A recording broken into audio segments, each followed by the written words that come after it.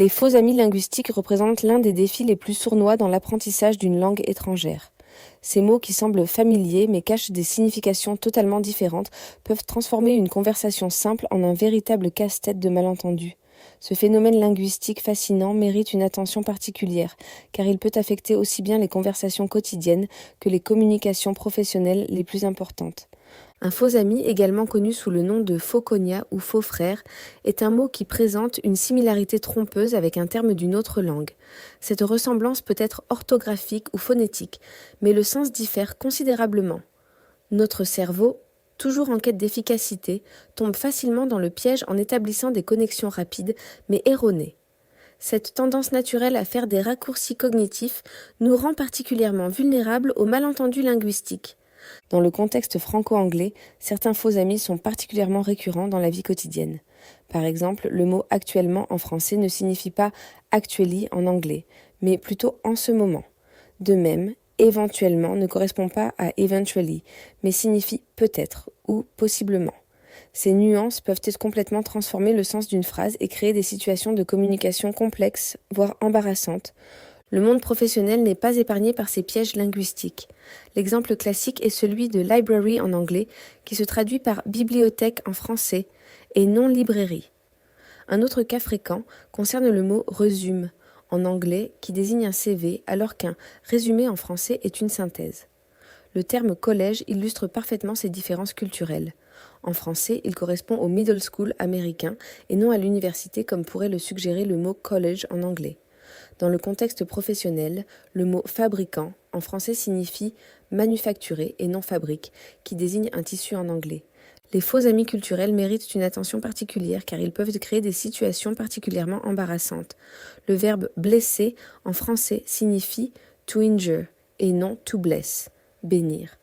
Prétendre en français veut dire affirmer ou soutenir, bien loin du prétend anglais qui signifie faire semblant.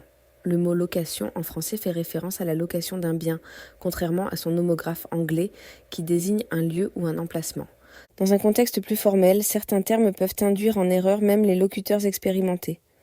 L'expression agenda politique en français fait généralement référence à un calendrier d'événements politiques, contrairement à political agenda en anglais qui suggère des motivations ou objectifs cachés. Ces différences subtiles peuvent avoir des implications importantes dans la communication diplomatique ou les relations internationales. Pour éviter ces pièges linguistiques, plusieurs stratégies s'avèrent efficaces. La première consiste à toujours vérifier le sens exact d'un mot dans un dictionnaire fiable, même si l'on pense le connaître. L'immersion dans du contenu authentique, que ce soit par des films, des podcasts ou des lectures, permet également de mieux comprendre l'usage contextuel des mots. Une pratique utile consiste à maintenir une liste personnelle des faux amis rencontrés, particulièrement ceux qui nous ont déjà induits en erreur. La confusion créée par les faux amis peut avoir des conséquences particulièrement gênantes dans le cadre professionnel ou académique. Imaginez l'embarras d'un étudiant qui, lors d'un examen comme le DELF ou le DALF, utiliserait éventuellement pour traduire éventuellement, changeant complètement le sens de son argumentation. Ces erreurs peuvent compromettre la réussite à des examens importants ou créer des malentendus significatifs dans un contexte professionnel. Ces erreurs de traduction peuvent également avoir des répercussions importantes dans la communication professionnelle.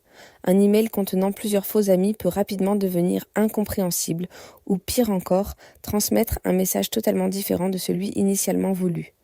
Dans le monde des affaires internationales, où la précision de la communication est cruciale, ces erreurs peuvent avoir des conséquences significatives sur les relations professionnelles et les négociations.